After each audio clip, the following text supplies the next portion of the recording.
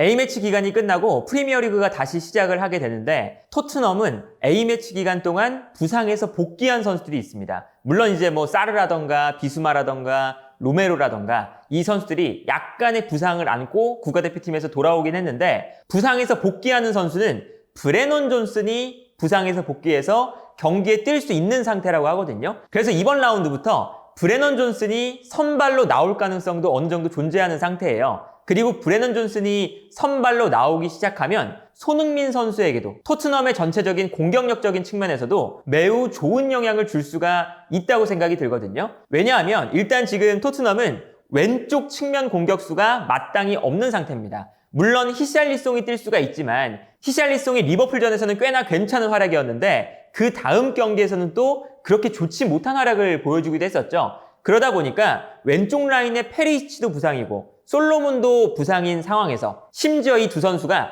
꽤나 부상 회복 기간이 길죠. 그러다 보니까 왼쪽 라인에 뛸 수 있는 선수가 아예 없었어요. 그런데 이제 브레넌 존슨이 돌아온다면 물론 브레넌 존슨도 오른쪽 측면에서 뛰는 것이 훨씬 더 익숙한 선수이긴 하지만 왼쪽에서도 어쨌든 뛸 수가 있는 상태거든요. 그리고 이제 아스날전 같은 경우에는 브레넌 존슨이 왼쪽에 나오기도 했었죠. 그런데 그 경기에서는 브레넌 존슨이 아무래도 오른쪽에서 많이 뛰고 그리고 이제 중앙 지역에서 뛰어도 세컨드 스트라이커에서 뛸 때가 많았어요. 그러다 보니까 왼쪽 지역에서는 플레이가 약간 어색하긴 했지만 그래도 이 위치에서 뛰어준다는 건 손흥민 선수가 굳이 측면 공격수가 없다고 해서 왼쪽에 나올 필요가 없다는 것을 의미하죠. 그러다 보니까 브레넌 존슨이 왼쪽에 나올 수가 있으면 손흥민 선수가 현재 잘하고 있는 원톱으로 꾸준히 나올 수가 있고요. 그리고 브레넌 존슨이 여기서 해야 되는 역할이 어떤 거냐면 토트넘이 이번 시즌에 왼쪽에 우독이 오른쪽에 포로 두 명의 선수가 중앙 지역으로 들어오죠. 그러면서 이 안쪽에서 볼을 소유하기 때문에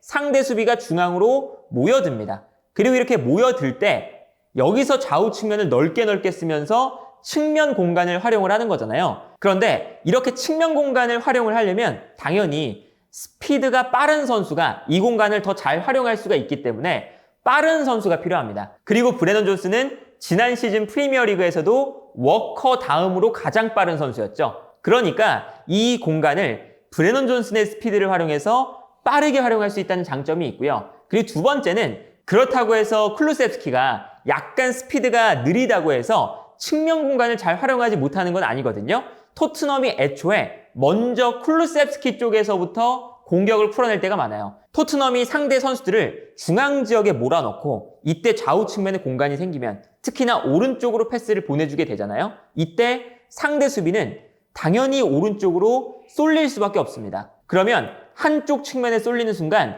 쿨루셉스키가 볼을 받아서 쿨루셉스키의 장점은 좁은 공간에서 볼을 소유하는 능력, 그리고 여기서 어떻게든 풀어나오는 능력이죠. 그러다 보니까 여기서 볼 소유를 쿨루셉스키가 해주고 그리고 포로라던가 뭐 사르, 손흥민, 그리고 여기에 대해서 메디슨도 약간 움직여주면서 여기서 나오는 볼을 받아서 반대편에 넓은 공간이 형성될 때 이 공간으로 한 번의 패스를 보내준다.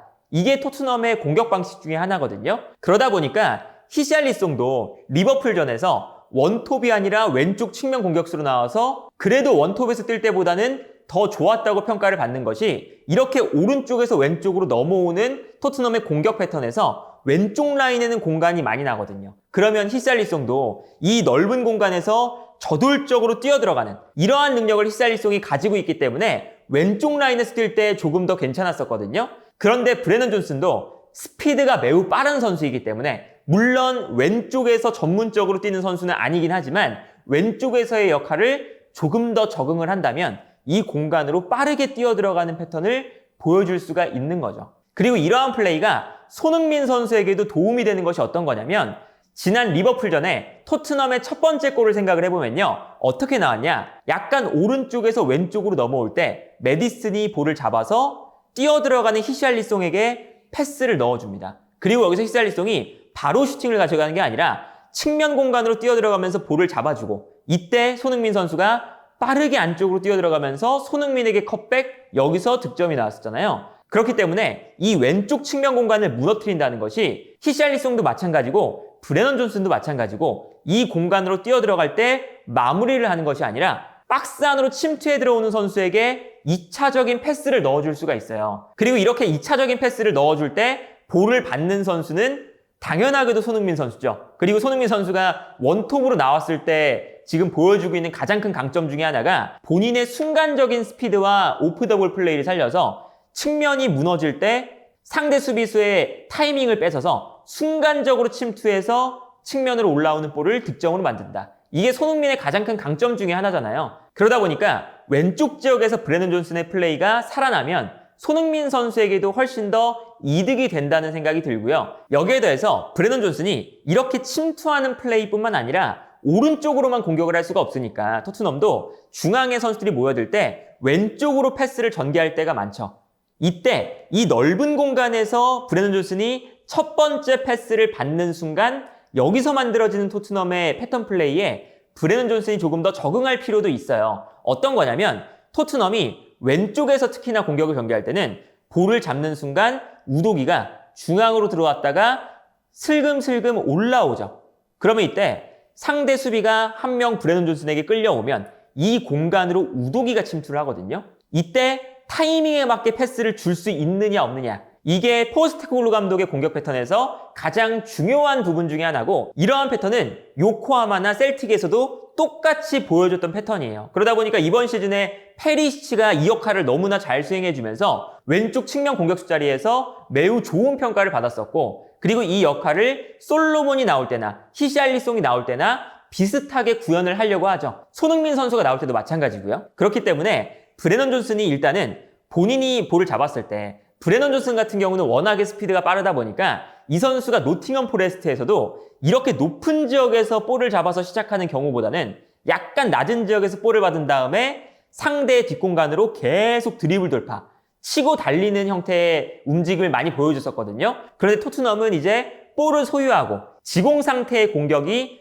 꽤나 많은 팀이기 때문에 이제 브레넌 존슨도 약간은 달라진 공격 방식에 적응해줄 필요가 있는 거죠. 높은 지역에서 일단 볼을 받아주고 이때 수비가 끌려 나오면, 더군다나 높은 지역에서 볼을 받으면 치고 달릴 만한 공간도 노팅엄 포레스트보단 적어요. 그러다 보니까 브레넌 존슨이 여기서 무리하게 드리블 돌파가 아니라 수비를 끌어내는 데 집중하면서 우도기가 침투해 들어갈 때 패스를 해주고, 그리고 이때 우도기에게 또다시 수비가 끌려 나오면 이때 손흥민이 공간으로 뛰어 들어갈 수도 있고요. 아니면 브레넌 존슨이 여기서는 본인의 스피드를 살려서 2차적인 침투를 가져가면서 득점을 만들거나 좋은 찬스를 맞이할 수가 있겠죠. 더군다나 뒤에 있는 선수가 메디슨이기 때문에 우도기가 침투에 들어가고 발생하는 2차적인 공간으로 메디슨이 계속 패스를 잘 찔러주잖아요. 그러면 손흥민이든 브레넌 존슨이든 이 선수들이 뛰어들어가면서 마무리를 할 수 있는 패턴이 나오기 때문에 브레넌 존슨이 개인 돌파가 아니라 연계 플레이, 그리고 토트넘의 공격 방식에 조금 더 적응할 필요가 있다. 아무래도 이 선수가 오른쪽 라인에 있을 때는 정말 본인의 그 빠른 스피드를 살려서 오른발을 활용해서 치고 달려서 올려주거나 아니면 들어와서 약간 페널티 박스 측면 지역에서 슈팅을 가져가는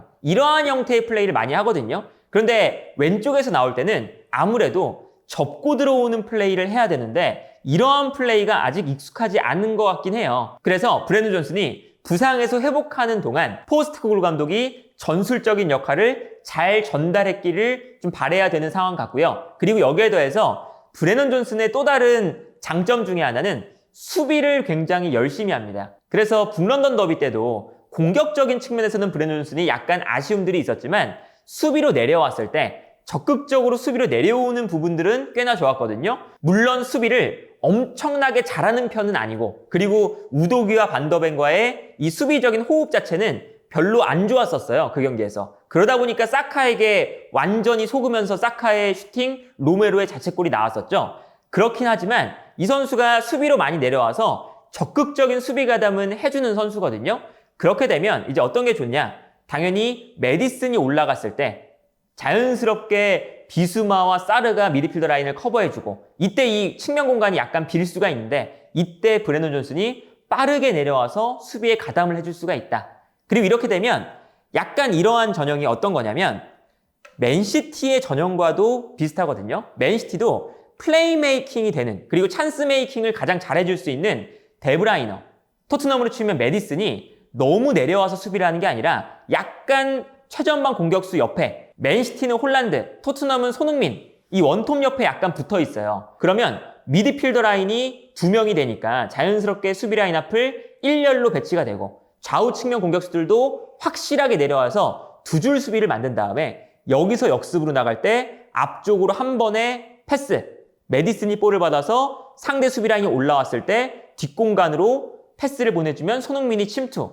이러한 형태가 되거든요. 맨시티도 그래서 지난 시즌에 공격을 할 때도 좋았지만 역습을 할 때 특히나 4-4-2 전형을 만들고 데브라이너에게 패스, 데브라이너가 홀란드에게 패스를 보내주면서 상대 뒷공간을 무너뜨리는 이런 패턴들이 많았었거든요. 그런데 그러한 전형이 만들어지려면 앞쪽에 있는 두 선수 빼고는 모두 다 수비로 잘 내려와 줘야 되는데 브레넌 존슨이 수비로 열심히 내려와 준다는 뜻은 이러한 두 줄 수비도 가능하다라는 이점이 또 있고, 그리고 여기에 대해서 브레넌 존슨이 기본적으로는 노팅엄 포레스트에는 역습으로 나갈 때 스피드가 굉장히 빨랐던 선수이기 때문에 이렇게 두 줄 수비를 만들다가도 빠르게 공격적으로 올라가서 손흥민과 함께 역습을 이끌어줄 수가 있다.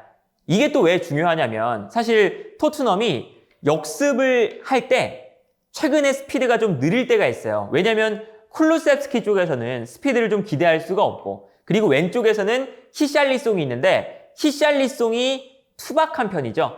그러다 보니까 여기서 볼을 달고 이 넓은 공간으로 끌고 올라가는 움직임이 매우 좋지 않습니다. 그래서 사실상 역습을 할 때 뛰어나가는 선수가 손흥민 딱 한 명이거든요.